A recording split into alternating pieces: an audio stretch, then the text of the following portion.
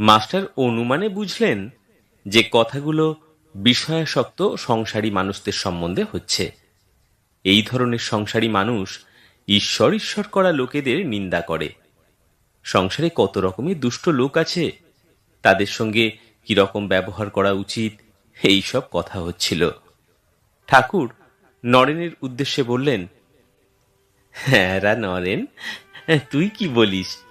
সংসারী লোকেরা তো কত কি বলে, কিন্তু দেখ, হাতি যখন চলে যায় পেছনে কত জানোয়ার কত রকম চিৎকার করে, কিন্তু হাতি ফিরেও চায়নে। তোকে যদি কেউ নিন্দে করে, তুই কি করবি? আমি মনে করব কুকুর ঘেউ ঘেউ করছে। না রে না, অত দূর নয়, অত দূর নয়। ঈশ্বর সর্বভূতে আছেন রে, তবে ভালো লোকের সঙ্গে মাখামাখি চলে।